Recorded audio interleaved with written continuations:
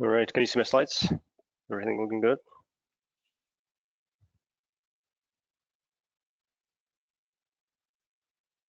I can see only your no slides right now. See your slide now. All right, perfect. All right, hello everyone. My name is Val. I'm one of the committers for Apache Ignite project. I'm actually one of the original committers. I work on the project for, been working on the project for several years. And I also work for GridGain as one of the solution architects.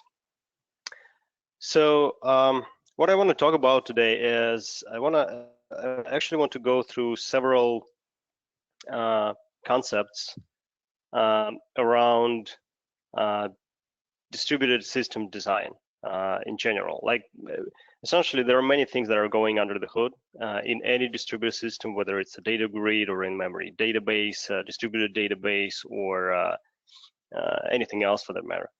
Like a NoSQL database like Cassandra, you know, there are many systems out there.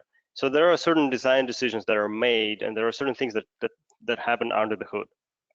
And you know, we all know that just throwing multiple nodes into the cluster might make it more performant.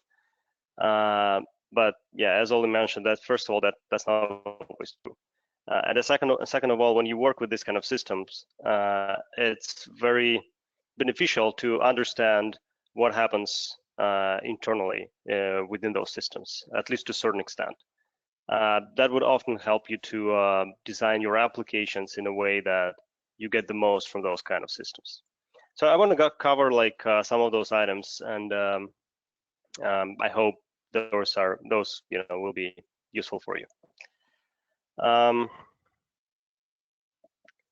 So first and foremost, so as I said, I mean, I work with Apache Ignite, and I'm pretty much looking at all those things from from the Apache Ignite point of view.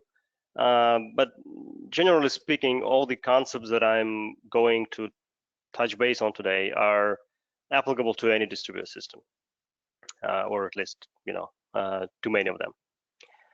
So just for those who are not familiar with Apache Ignite, I want to give you just a very brief overview, very quick.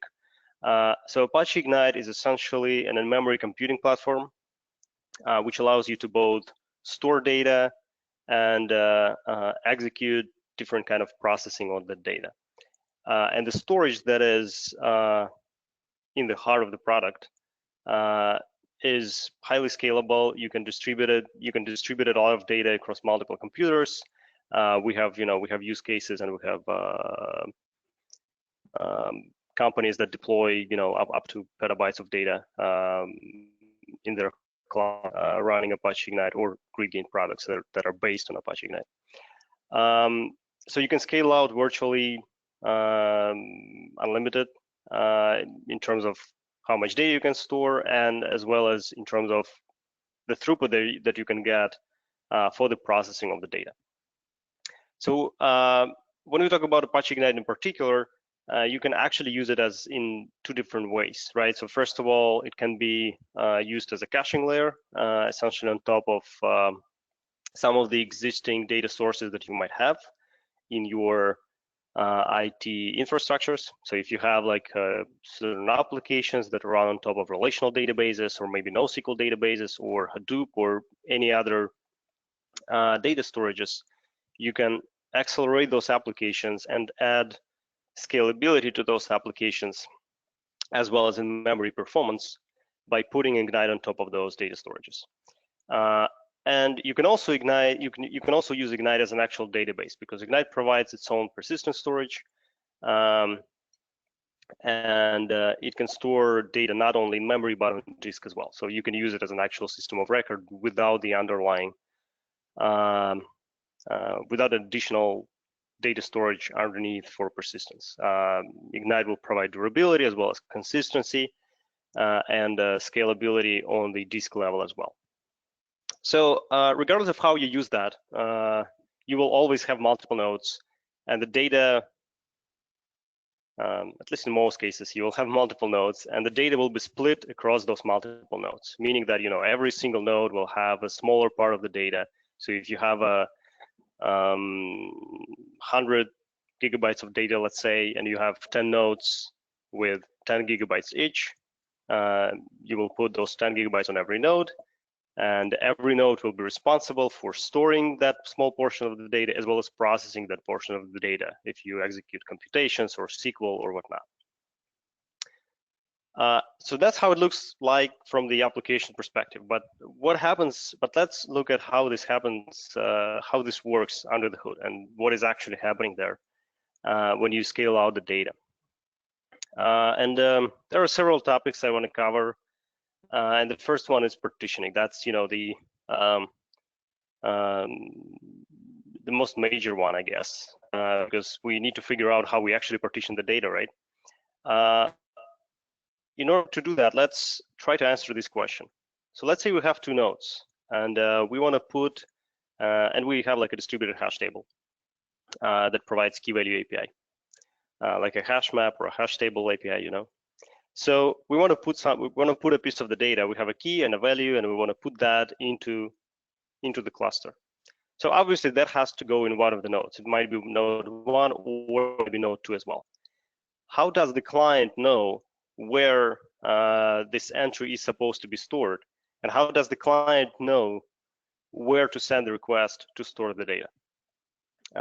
So let's try to answer this question. And obviously, this will this question will arise when we read data as well, or sometimes when we execute SQL queries even, and these kind of things.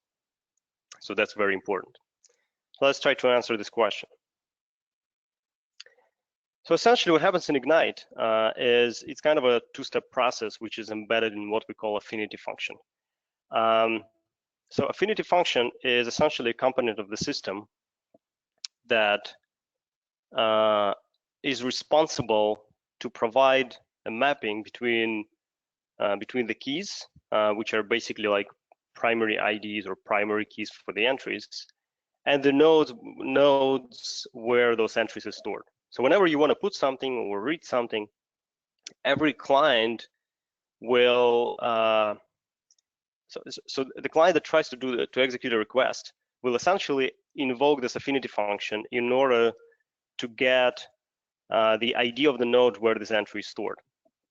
And within the function, there is a two-step process. What Ignite does is it splits the data into partitions first, into constant number of partitions. And then those partitions are distributed across the nodes. So by default, you will have like 1024 or 1K partitions, and that number never changes. It doesn't depend on number of nodes. So this first step is actually the first step is constant. It just takes the hash code of the key and applies the modulus function based on the number of partitions. So the key will always consistently be mapped to the same partition no matter what. And then partitions are distributed across nodes. So you have those 1K partitions, and you have certain amount of nodes, maybe 10, maybe 20, maybe 100. And this number of nodes can actually change. You can add more nodes into the cluster if you run out of resources and you want more nodes to be in the system, or sometimes you can decrease the number of nodes as well. So this is the number of nodes in topology is the changing parameter. So this distribution will also change every time you add a node or remove a node from topology. So the important thing here to remember is that we have this two-step process from key to partition and then to the node, and that the first step is constant, it never changes, and it's actually quite trivial. But the second one is not, and that's where I will that's where I want to dive deeper. So let's say we have those two nodes, right? We have our affinity function, and whenever we want to put something, as I said, we will invoke this affinity function. It will tell us that, for example, this particular entry, this particular key rather, is stored in the second partition, and this second partition is mapped to the node 1, and that's where we will send the request. So that kind of solves our problem, and also, we want to achieve kind of, the even distribution across those nodes, right? So let's say we have two nodes. How do we actually distribute those partitions? So let's try to answer this question now. The reason why we want even distribution is pretty obvious. First of all, we have usually we will have equal amount of resources on every node in terms of RAM and in terms of CPU. So we want to put almost the same amount of data on every node, and also the amount of requests that will be coming into the system, we want those to be spread evenly across the nodes as well. So let's say if we have 100 TPS coming into the system, and those 100 TPS are evenly distributed across different entries and therefore across different partitions, we want try to put equal number of partitions to different nodes, right? And that would give us like even distribution of throughput as well. So that's kind of the ideal situation here. So as I mentioned before, affinity function is a function, right? Meaning that it's kind of it's a stateless component that should be able somehow to calculate this mapping between the partition and the node without, going into any shared. Every client or every node in the system should be able to independently calculate this mapping without, going anywhere else. Just knowing how many nodes are there and what the details of topology are. So there, we can come up with many, different algorithms of how we can do this. So let's try kind of a naive way of doing this, and do what is shown here is kind of a round robin way of doing this, right? So on first node, we let's say we have 12 partitions. We number them from 0 to 11. So we take the partition 0, put it on node 1, partition 1 goes on node 2, then partition 2 goes on node 2 and node 1, sorry, and so on. So it's a round robin kind of a thing. So knowing number of partitions, which is going to be always constant, knowing number of nodes in topology, and knowing this algorithm, every client can actually calculate the mapping, right? So if it's node number 2, we can safe assure that it's going to be on node 1. So this kind of solves the problem, right? We implemented this algorithm. This algorithm doesn't have any shared state, so every client can independently calculate this. We get even distribution. So everything is kind of looking good so far. But here's the problem. Let's say we want to add a new node into the topology, right? The third node. We want to scale the throughput more, or maybe we need to store more data, and therefore we need more nodes. Anyway, we want to add another node in topology, which is node number 3 in this case. We will add a node. What will happen is what we call rebalancing, right? So essentially, we need to transfer the data, certain amount of data, from the existing 2 nodes to the node number 3. And the way Ignite works and the way many other systems work, they will actually work with partitions in this case. So they actually will move, instead of moving like certain entries around, they actually will move partitions from one node to another. So with our round robin algorithm that we used before, that's how it will look like after the third node joins topology and after rebalancing is completed. So we will have like partition number 0 on node 1, partition number 1 on node 2, partition number 2 on node 3 now, and then we'll go partition number 3 will be on node 1 and so on, right? So we still use that round robin algorithm. That didn't change. We just added another node, and again everything is looking good. We have even distribution of throughput, and every node now actually has to process less TPS because we have more nodes, and we distributed the data as well. So every node now has only 4 partitions instead of having 6 partitions. But here's the issue here. as a matter of fact, we did a lot of data movement. So if you look at this, if we apply the round-robin algorithm to the first topology with 2 nodes, and then to the second topology with 3 nodes, what we'll see is that some of the partitions just moved from one of those 2 nodes to the node 3, like partition number 2, let's say, and partition number 5 has been moved from node 1 to node 3, and partitions 5 and 11 has been moved from node 2 to node 3. So this is fine. This is actually what we are looking for. We want some portions of the data from those 2 nodes to be moved to the new node that we just added. But what also happened is that some of the data has been moved between those first 2 nodes. So if you think about this, this is not something we're looking for, and this is definitely redundant. And this happened only because of the algorithm that we used. So maybe there is maybe there's a better way, basically, right? Maybe we can find another algorithm that will be that will not only give us even distribution across the nodes, that will not only allow those clients to calculate the mapping independently from each other and independently from the server nodes, but will also avoid this situation. So essentially guarantee us that every time we add more nodes and every time we do rebalancing, all the data is moved from all nodes to this new nodes, but not between the old nodes that existed before. So this is kind of a fundamental problem that, you know, that's been a big, huge one for many years when, you know, when people have been building distributed systems. There are several algorithms that allow that. 2 probably most known and most used are consistent hashing and rendezvous hashing. And you can look them up on Wikipedia, or, you know, on other resources as well. Ignite actually used to use consistent hashing, but then we switched to rendezvous hashing several years ago because it kind of showed us a little bit better distribution across nodes.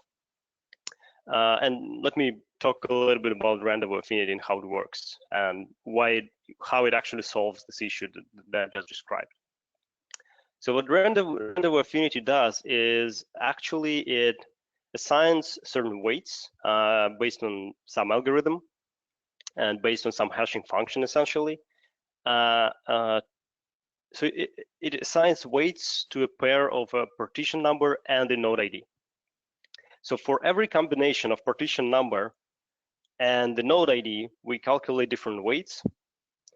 So let's say for the node 1, let's say we try to assign a certain partition, let's say partition 0, to one of the nodes in topology.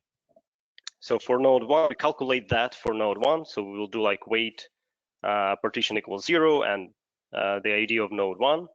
And we'll get a weight of 100, for example. That this is obviously just an example. Then for the node 2, we calculate the same and we get a different value, let's say 50. So what Rendezvous Affinity will do as a function, as our algorithm, is it will always choose the node with the higher value of this weight. In this particular case, that's going to be node 1. So our partition that we calculated this for, let's say that was partition 0, would go to node 1. So let's say now we want to add our third node into the topology. So there are a couple of different scenarios possible, right? So first of all, one of those scenarios is this. Is that this node 3 will have weight for this partition, which is higher than the one that we had before, than the highest that we had before, right? So the highest that we had before is 100, and now we had even higher one, which is 150, for example. So that would mean that we move this partition to that new node. Second possible scenario, unfortunately, I don't think I have this shown on the slide, but if you think about this, now the second possible scenario is that the weight is lower than the highest that we have right now. So it's going to be lower than 100, right? Which will mean that node 1 will still be the node for that partition. So nothing changes. So essentially, we have only two options. The partition either stays where it is, or it moves to the new node that we just added. So whatever we do, like regardless of what the algorithm is, the actual hash function is, and regardless of what are the resulting weights for this new node, the partition either stays where it is, or it is moved to this new node, and that is exactly what we are looking for. So you will see something like this. Some of the partitions will be moved from node 1. Let's say partition 0. And I think that is actually calculated based on the actual Rendezvous function that we have. So if you have 12 partitions, that's how they will be distributed with the Rendezvous function in Ignite. So partition 0 will be moved to the node 3, and 3 partitions from node 2 will also be moved to the node 3. So that is actually, by the way, this is called minimal disruption requirement. So if you read about those Rendezvous affinity function and consistent affinity function, that's how it's called in literature. So they call this minimal disruption requirement. So essentially, no movements happen between node 1 and node 2 or any other nodes that existed before we added this new into the topology.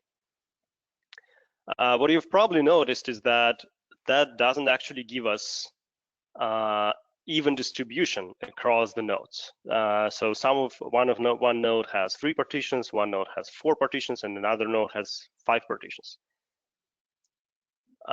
So this is essentially a trade-off. So unfortunately, algorithms like rendezvous hashing and affinity and consistent hashing, although they satisfy this minimal disruption requirement, and they also make sure that data is actually partitioned, but it will typically not give you the ideal distribution across nodes. So some of the nodes will have a little bit more, some of the nodes will have a little bit less, and this kind of a deviation between those might be different based on the affinity function, based on the function that you use, and based on the hash function that you use underneath the affinity function. That was, by the way, one of the reasons why we switched from consistency hashing and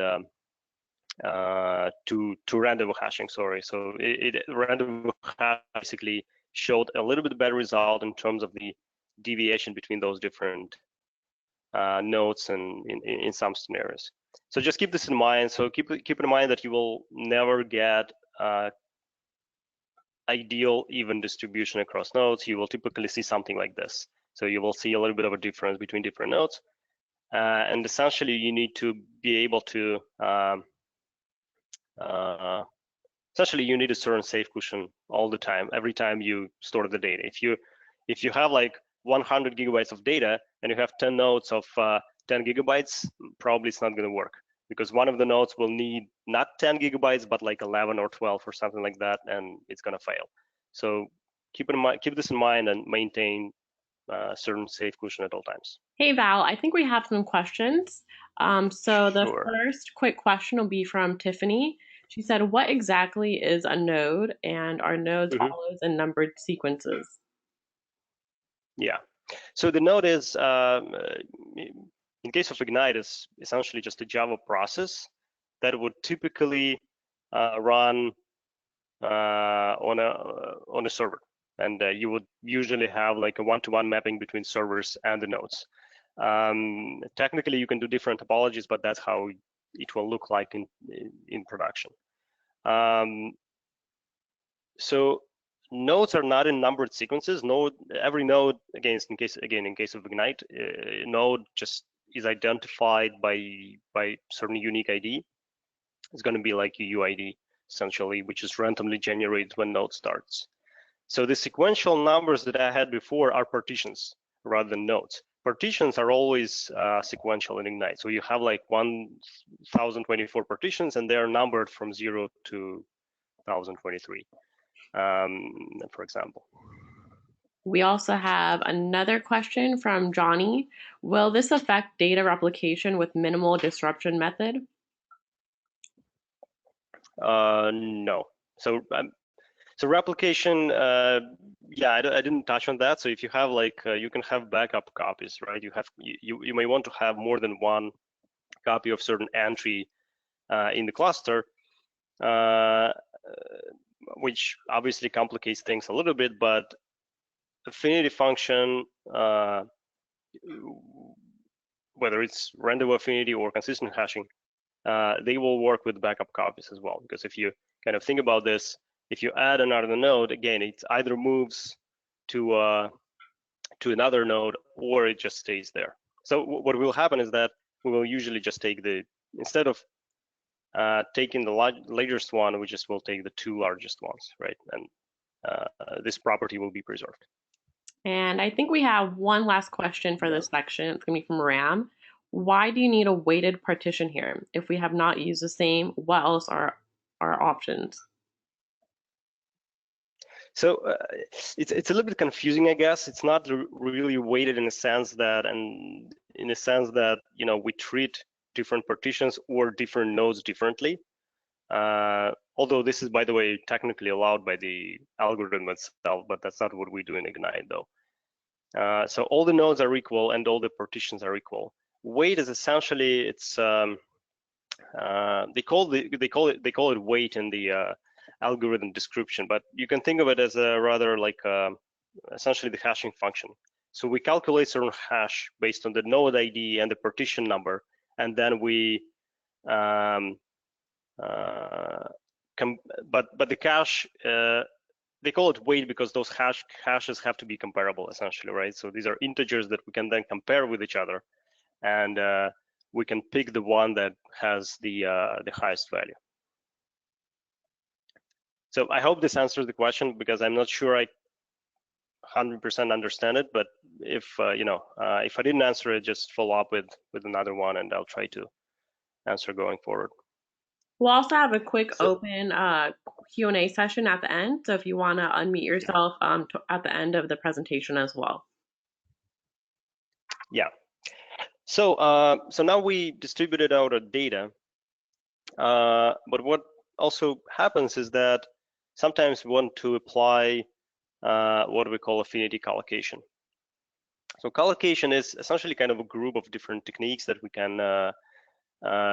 can use, and all of them imply that you knowing how the data is distributed, you kind of put something next to the data, and you apply this affinity function to like two things instead of one thing, and you make sure that those two things are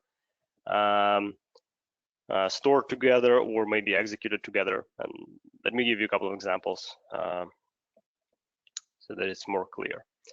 So let's say we have our we have a certain data set about accounts, right? We have an account object with ID, which is obviously unique across all the accounts, and then we have a city, which represents where this account was created, or maybe where the owner lives or whatever. And then we do certain updates. We update account number 1 and we update account number 2, and both those accounts are in the same city. So they made up. So since we do the collocation based on ID, we calculate the affinity based on ID rather. They can end up on different nodes, obviously, right? They have different IDs. They can end up on different partitions and therefore on different nodes as well, although they belong to the same city. Whether you want them to be on the same node or not, it depends on what you want to do and what kind of processing you do, what kind of transactions you execute. So let's assume that we want to execute those two updates in a single transaction, right? And let's assume this is a very typical scenario for you in your application. Your application does that all the time, and you want this operation, this transaction, to be as fast as possible. So let's try to improve the performance. So for now, we don't have collocation, and let's assume again that those two IDs, those two accounts are stored in different nodes, and let's execute a transaction. So we have nodes where those accounts are stored. So we need to send requests to those two nodes. Now you probably will have backup copies for those entries as well. And what Ignite does is that Ignite first gets the update on the primary node and then update the backup nodes. So the primary nodes will update those backups, right? So we have two more messages there. Then we actually, since this is a distributed transaction, we have to execute what we call two-phase commit. So Ignite supports that. You can do that. It will be consistent, but that doubles the amount of messages that we have to execute. Right now, we actually have 8 messages in total. As a matter of fact, all those messages are request response pairs. So we have to multiply it by 2 again. So we have 16 network operations in total in order to execute this single transaction. And those 16 network operations happen across 4 nodes. So that's a lot of network operations. Network is actually pretty slow. And whenever you work with a memory system, you should always keep that in mind. Because memory is very fast, but network is very slow. And network is kind of is something that connects all those nodes together. So it's going to be used to a certain extent at all times. But the minimization of network operations and the network communication might be essential for performance when you work with distributed systems, especially if those are memory distributed systems like Ignite. So let's try to reduce number of messages. In order to do that, we will put those 2 accounts to a single node. To do that, to achieve that, essentially all we need to do is to make sure that the affinity mapping happens based on the city rather than our unique ID. Once we do that, all the accounts that belong to the same city will be eventually mapped to the same partition and to the same node. So in Ignite, it actually can be achieved by just putting this annotation on one of the fields in your key object. So you will kind of create the key object which will have the ID and the city, and you will mark this city field with the annotation. And that will that's all you need to do. It will tag the annotation, and that will essentially instruct it. This way, you will essentially instruct Ignite to do the mapping based on the city field rather than ID field. So once you do that, all of those accounts will be mapped to the same partition and therefore will always be stored to the same node. So instead of updating 2 nodes now in this transaction, we will only have to update a single node. So let's see what's going to happen in this case in terms of network communication and network messaging. So we have only one node, right? So we need to only one primary node rather. So we need to send a request to that primary node. We also have a backup, so the primary node will send the backup, so that will double the amount of messages that we have. And that's also, so we don't have to double now because it's one-phase commit. So as opposed to our previous scenario with 2 nodes, we don't have to do prepare phase and commit phase with a single node. With a single partition, we can actually optimize that and do everything in one phase. But we still have to multiply by 2 for request response. So that brings us to 4 network messages only instead of 16 that I had before. So again, always look at what the application does. So that's going to bring you, so this kind of collocation technique will bring you a lot of improvement if this kind of transaction happens all the time, right? If you do a lot of processing, for this within the same city, for example, right? Or most of your transactions basically work with the data within a single city, right? And there are not many transactions that would go across multiple cities at the same time within a single transaction, right? If that's the case, this technique will help you a lot. If that's not the case, if that's not how your application works, then that's not necessarily the case, right? So always look at what the application does, always kind of analyze what your data model is, and what kind of collocation can you apply in order to minimize the network communication and make sure the overall system performs better. So another aspect of collocation is how it affects execution of SQL queries. Some of the in-memory systems, they support SQL. Ignite also does, and again, there are many queries that would be executed within. If you take a look at the same data model that we've had before, you will have a lot of queries that will be executed within the same city, for example, right? So you will do certain selections and aggregations and whatnot, and you will always scope it within the same city, right? I mean, again, let's assume that's the use case. That's what the application does.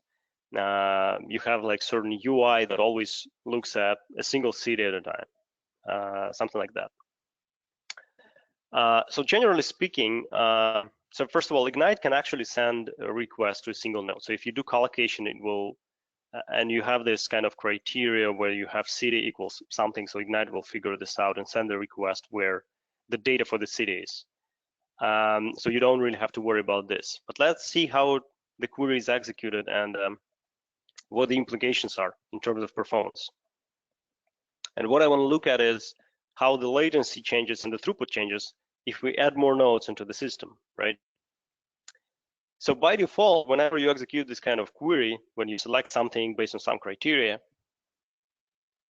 if you don't have any indexing yet in place, actually Ignite will always go through all the data that you have. So if you have one node and you have, let's say, 300 rows in the table, this query will be executed, of course, on that single node. And on that single node, it will go through all 300 entries, right? If you add more nodes into the system, every node will have only 100 rows because the data will be partitioned and it will be split across the nodes. So every node will have approximately 100 entries with certain deviation, of course. So generally speaking, that will mean that the latency is reduced by 3 times, and the possible throughput is increased by 3 times, because now we can use the space, essentially the CPU power of those 3 machines, the combined CPU power, to execute our other queries in parallel. So we can also increase throughput this way. That looks good, but you will probably have an index there, right? You will not execute this query with a full scan. You will want to create an index on the city field so that the actual search is indexed. So what is index? Index is essentially a tree structure. So let's see how the behavior of the system changes if we indexes there. So index is a tree structure, generally speaking, right? It doesn't have to be. It's not always the case, but in Ignite, it's always a tree-based index, B-tree-based index. So within a single node, you will have a single tree structure representing the index for this particular field that we're looking at, our city field in our case. What happens with multiple nodes is that you actually have a forest of multiple trees. So every node will have a smaller portion of the data, those 100 entries, rows, and it will also have this small data structure, small tree structure to represent the index for this small part of the data, right? And that will, so essentially the index is also distributed in the same way as the data is distributed. So let's see how it works in terms of performance. So the performance of the index search is a logarithm in the worst case.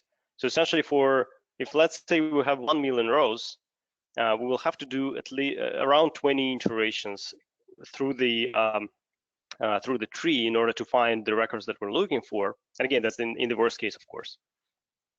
And now if we split that into 3 nodes, every node will have around 300,000 plus entries, which means that on every node, we will actually have to do around 18 entries.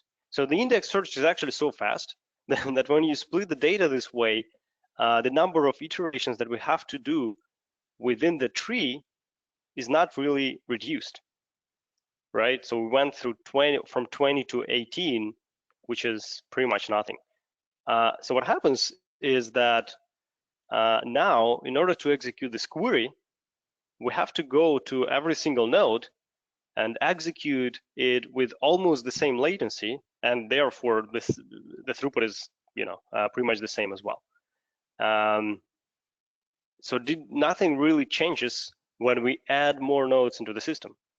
Of course, the query itself is much faster than you compare it with the latency of the query when we do a full scan.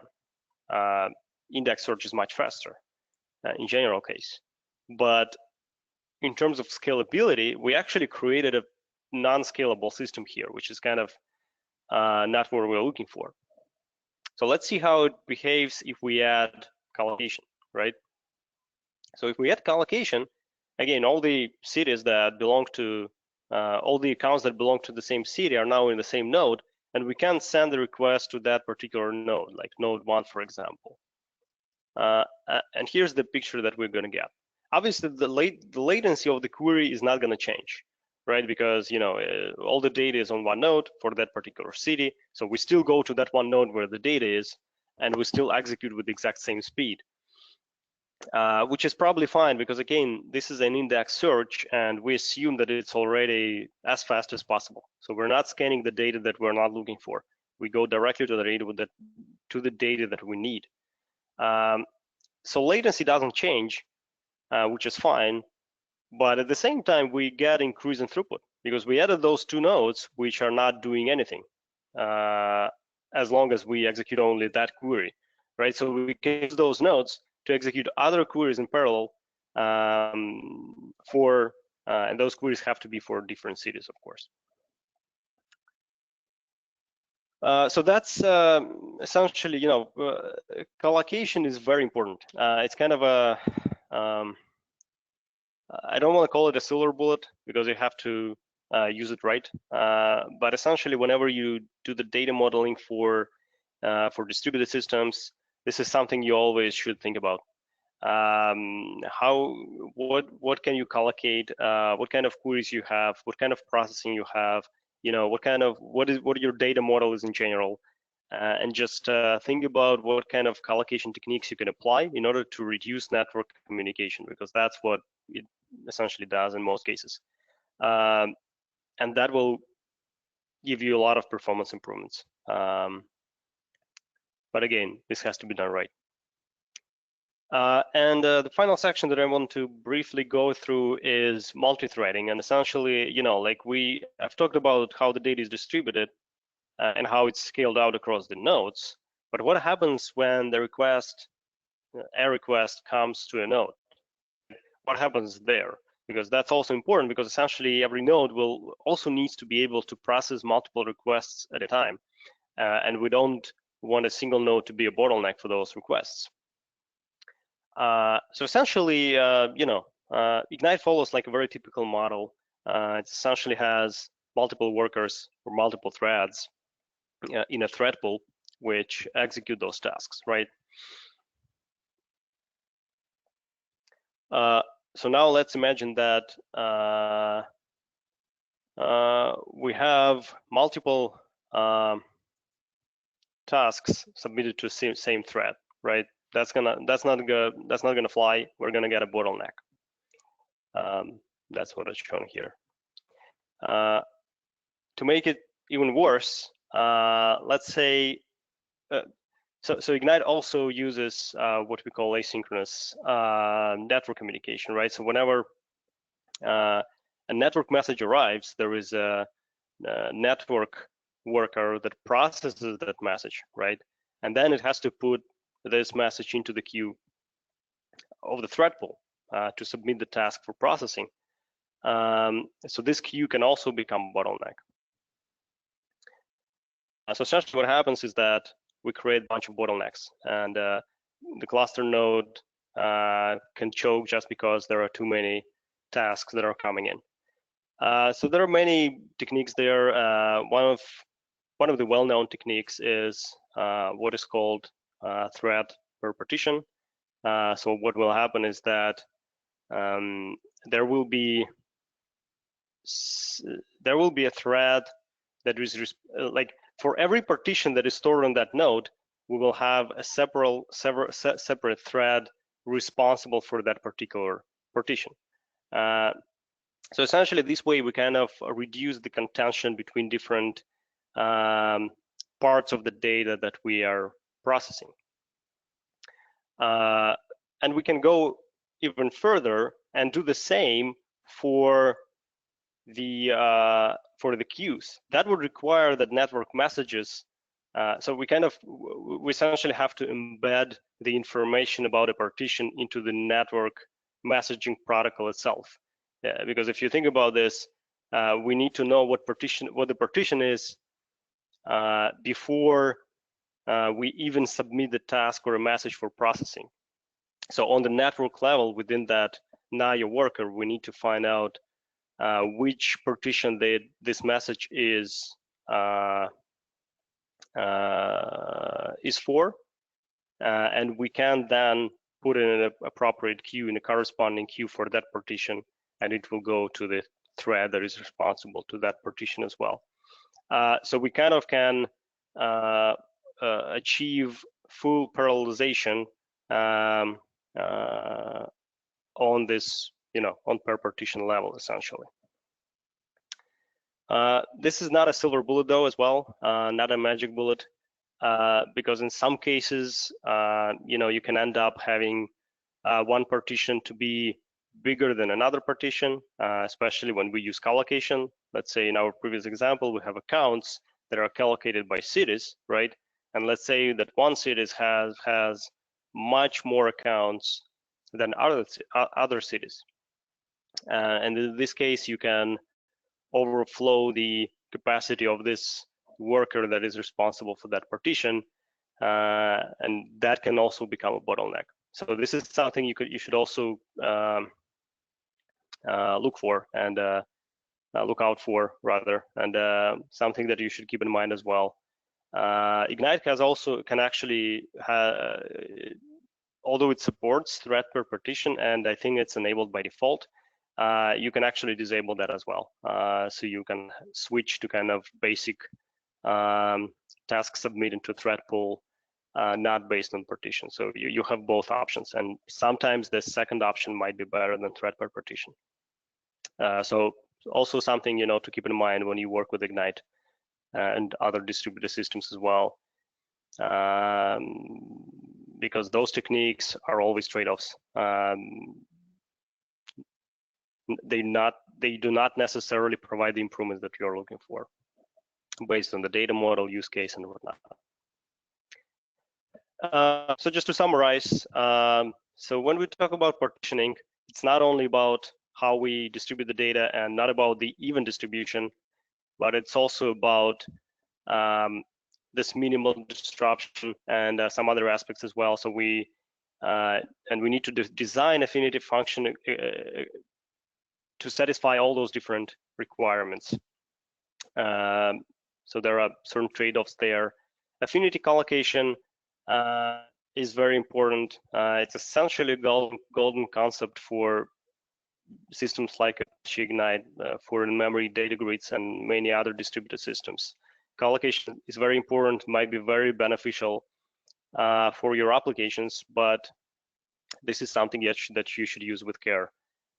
You should always look at the data model. You should always look at the queries and processing that your application does, and apply those collocation techniques so that network communication is reduced,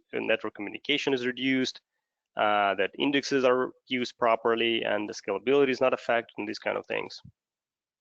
And essentially, the business data model should also be adopted and reconsidered in case you see that there is something that can be applied in terms of collocation, but maybe you need to reshuffle your data model. Maybe you want to do some denormalization sometimes, or even other way around. So this is something that you can also consider. And Thread-Per-Partition is one of the common techniques to speed up the local execution within a single node. But even that technique doesn't always work, and in certain cases, you may want to disable that as well. So I guess the bottom line here is that trade-offs everywhere. And you know, just keep this in mind and be a little bit careful. Don't treat a distributed system like Ignite as a magic system that you will just deploy, put your data in there, and it will provide 10x performance improvements. Sometimes you need to adopt the data model and play with settings, play with the configurations, and for that you need to understand how it works under the hood. So with that, back to the raffle. So if you didn't fill in the form, feel free to do that now, and I can also answer some questions as well. So I actually have one question in the chat. This is a question from Ken. How are routing functions? I told the clients, I told the clients all updated when node count changes. Are there limitations on how many clients can maintain routing state so that each client can be routed to the latest node where the key value lives? So essentially, so there's no routing per se. So what happens is that, again, we have this affinity function. So affinity function is a component of the system that can be invoked at any time by any node in the system independently. The only thing that we need to exchange between the nodes is the information about the topology, like how many nodes we have, what are the IDs of those nodes, and you know, the coordinates like IP addresses and whatnot. So the latter is done by discovery protocol. So we have a discovery protocol which is responsible exactly for that. So it's kind of a synchronous process. You know, it makes sure that everything is synchronized. You can, you know, if you want to dive deeper, you can definitely look into documentation and see how it works. But essentially, this is just a protocol that is responsible for maintaining this information about topology. So discovery protocol makes sure that every node knows what the topology is right now. So if we have two nodes, any node can, you know, go to the discovery discovery component and ask, hey, how many nodes do we have now, and what the IDs of nodes are, and this component will tell that node this information. And then, based on that information, the affinity function can be invoked. Affinity function is independent, and it provides consistent results without any state that is maintained under the hood. I think we have some more questions as well. So as far as this Q&A session, you guys can go ahead and unmute yourself and ask the question straight to Val, and this can be like an open discussion type of Q&A. So feel free to unmute. I actually already see like a bunch of questions about how the system compares to other products, and let me quickly go through that, and then we can talk as well. So how it is different from Redis Memcache and as well as Hazelcast. I think that's all. Yeah. So so first of all, Ignite can do a lot of things that Redis, Memcache, and Hazelcast can do.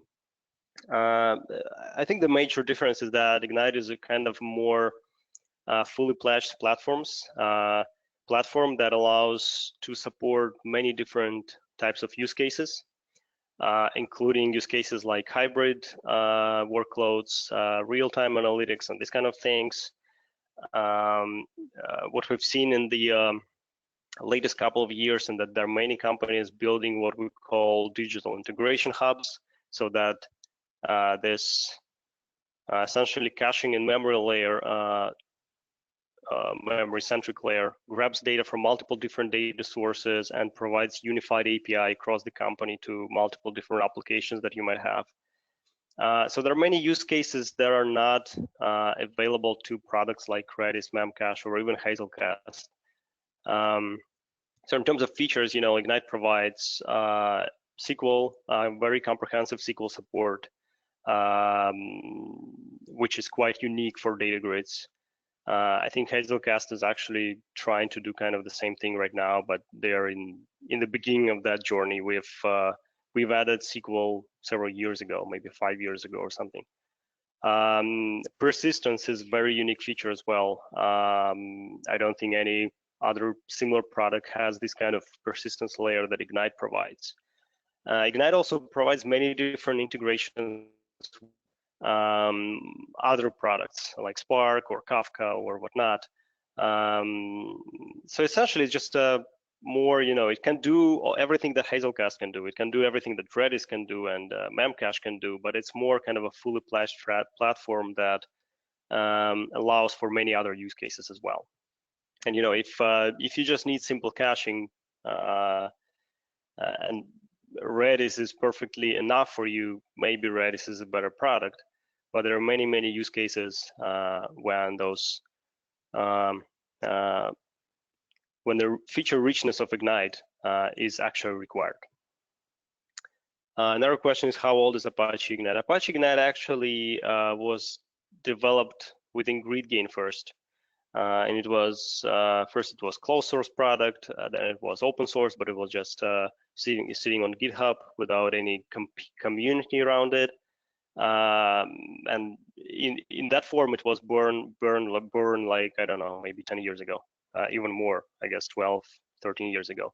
Ignite, and then it was donated to Ignite in 2014, if I'm not mistaken. But again, I mean, at this point, it was quite a mature product. But what we did is, in addition to the product, we also built quite a community around it as well as a part of Apache. We use Redis and Memcache now and migrating to Apache Ignite. Yeah, we actually see that a lot. So again, Redis and Memcache are, especially Redis, which is, I guess, more modern. They are great at what they do, but very often we see that it's not enough for certain use cases, and companies, they transition from Redis to Ignite or other systems as well. Well, if you allow me just to, you allow me to step in, because I also want to share my thoughts on the difference between Ignite and other in-memory computing technologies. Generally, for those of you who are interested, I shared some of the references from the Ignite website that will explain it much better than I do. But anyway, so in short, it's fair to say that Apache Ignite can be used similarly as Redis for pure caching use cases. That's when you need just to deploy Ignite as a caching layer for your application, so to accelerate access to your databases, like relational ones. As Hazelcast, it can be used for in-memory data grid use cases. That's when Ignite, again, used as a memory cluster, and also it can automatically persist changes to your external database, like Hadoop or Oracle or Postgres. As Val mentioned, among the features, like when it comes to the caching use cases and memory data grid use cases, how Ignite is different from the feature standpoint is that we speak SQL, standard SQL language. Also, there is a advanced support for collocated computations. That's when you can create your custom Java, .NET, or C++ code and run it on your compute engines. However, from the use cases standpoint, like there is one unique for Apache Ignite, which we call in-memory database use case, or the database use case. Ignite is not just only in-memory product, like as in-memory computing platform, it supports not only in-memory storage, but it also can natively supports disk layer. So you can enable Ignite multi-tier storage. Ignite will be able to keep all the data on disk. You do not need to cache all the data in memory. And then what you're getting in return, you can run SQL queries, you can run key value, whatever. If anything is missing in memory, Ignite will read all those records from disk for you automatically. And also, as long as Ignite is capable of serving data straight from disk for any type of queries, you can get instantaneous restarts on if you need to shut down and boot up your cluster back. Because once your cluster is interconnected, you don't need to wait while you are preloading in memory and petabytes or terabytes of data. Once the cluster is up and running, Ignite will serve data straight from disk. And that's like how it's completely different from Hazelcast or Redis for its in-memory database use case feature. Hope it helps. Yeah, that's exactly what persistence provides. Yeah, thanks for the details. And thanks for the links as well. Yes, one last question. So it supports only the in-memory database caching, right? So what about actually in-memory caching at the app layer level?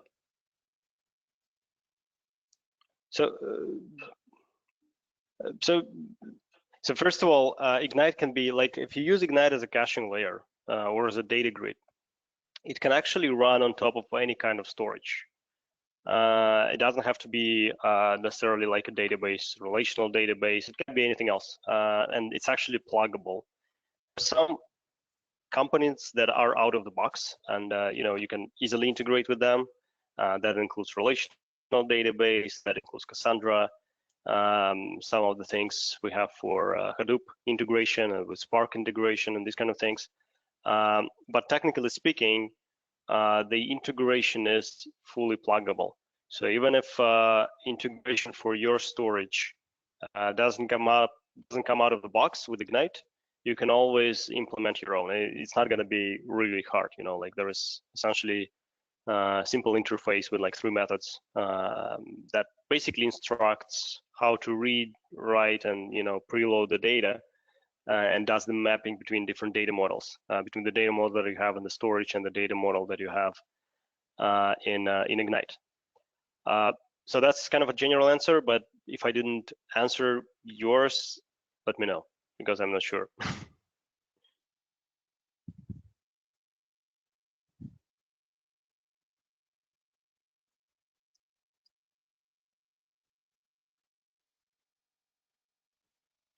All right. So I think there is one more question. You mentioned earlier, that's a question from Taylor Hansen. You mentioned earlier that some partitions can grow too big and become a bottleneck. What's a solution for that? So so in terms of like, so there are different aspects there. Like, first of all, I mean, yeah, when you collocate, if the discrepancy is too big, so this happens usually because you did some collocation, right? Because collocation creates this discrepancy. Without collocation, the distribution of the entries across partitions will typically be even or almost even. It becomes uneven, like in that example that I've had before, if you collocate by city, for example. So you collocated data by city, but you have bigger cities and you have smaller cities, and then you can end up in this kind of situation, right? So first of all, if the discrepancy is really big, then probably something is wrong with the collocation technique that you applied, right? As I said before, all those things should be applied with care, right? And if you end up having like small amount of those affinity groups, let's say, and they are really big and they're also really different in sizes, then probably this is not a collocation technique that you want to use. So that would be the first thing I would mention here. Just take a second look at the data model and at the collocation rules that you applied. And then, like in many cases, you will see this discrepancy, but it's not going to affect you much because, you will have some big partitions, some smaller partitions, but on big topology, they are going to spread evenly anyway. So essentially every node will have like one of the bigger partitions and maybe several smaller partitions and these kind of things. So if you randomly distribute them across nodes, it kind of evens out. But in some cases, yeah, in some cases you will want to apply, like maybe you want to disable Thread-Per-Partition, or maybe you want to do something else. But that is if you go there, it's very use case specific. So there is no single answer how to fix that.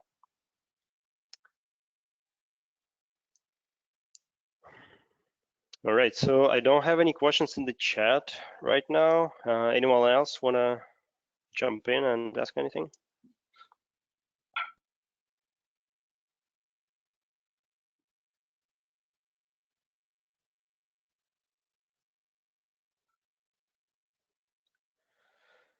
Do you have a Docker container available? Yes, Docker images are provided, and there is also documentation how to deploy in Kubernetes as well, if that's what you're looking for. So yeah, the answer is yes.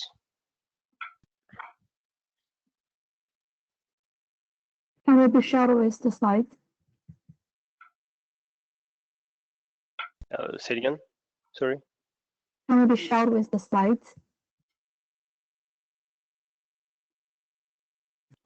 So can we get a copy of the presentation?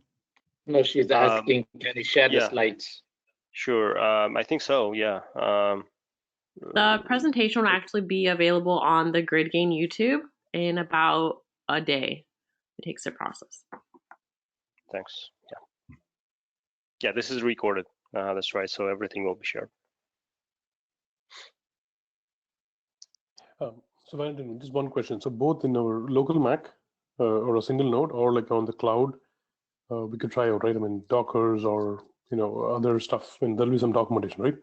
Yeah. Yeah, as I mentioned before, you will typically have like one node per server in production, but actually when you run, you can run the whole cluster on your laptop. So you can have multiple nodes in a single box or a single machine, essentially, as well. Technically, you can even run multiple nodes within a single JVM, even, which we do for unit testing, for example. But yeah, you can definitely run on your laptop or on smaller environments as well, and you can utilize Docker or whatever, or you can just directly run those processes on those boxes. So yeah, you can. It's very flexible from that regard, and there is documentation as well. Okay, thank you. There's one more question. Can you share a reference link for Naio and worker thread? Would like to know more about it, like how we can configure, etc. Yeah, I will. This should be described in the documentation. I will look it up and I can send this out, I guess. Francesca, is there a way to follow up on this kind of things? You can go ahead and drop your email, and Val can provide the information that you requested in the chat. Yeah. Sounds good. Yeah. Yeah. So that this is our So the other approaches. I mean, this is one way. The other approach is, if you want to, you can go to the Meetup page. On the comment section, you can actually throw in your questions, and now we can communicate it to the speaker, and we can give the answer, and then we can make it available as well. Yeah, that makes sense. I think that would be the best way, actually, so that everyone sees that. Yeah. The question and the answer as well.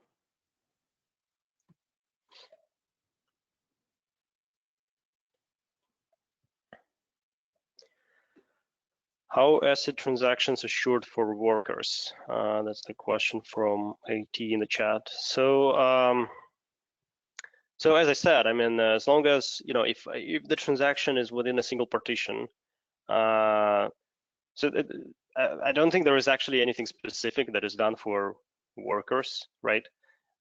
Ignite just essentially maintains transactional protocol so that everything is consistent, regardless of whether transaction spawns multiple nodes or not. The difference would be that if transaction goes across multiple nodes, it will have to use two-phase commit. So it will be a prepare phase, which will lock all the data that participates in transaction, and then there will be the actual commit phase that finalizes the transaction. And in case of a single node, it will do what we call one-phase commit, which is essentially just an optimization of that. Instead of doing several prepare phase and then a separate commit phase, we just do everything in a single round of communication. And there are, all the different types of transactions support as well. You can do like pessimistic, you can do optimist, the different isolation levels as well, essentially like in a database.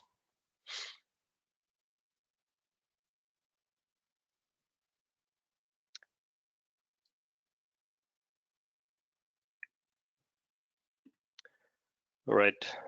Yeah, again, I don't have anything in the chat. If anyone wants to, I don't know, Francesca, how much time we have, by the way? We have about 7 more minutes. 7 minutes, okay. As you know, I can do this forever. Yeah. Yeah, anyone feel free. It's time for the raffle, guys. Start with the raffle? Okay. So for the raffle, our first winner is going to be AJ Tanaconda. We have 3 raffle winners, and the second winner is going to be Ashok. No last name provided. And the third winner will be Zenya Cha. So the 3 of you guys, I will be sending you an email with your prize. And congratulations for winning. Okay, so we got Ashok Samuham responding. No, actually, I'm just giving my last name. She told that I gave only my first name, so I just did mention my last name. Yeah, congratulations. Yeah, thank you. You are a winner. Yeah. So again, if anyone has any last minute questions for Val that he could answer, maybe someone else has the same question.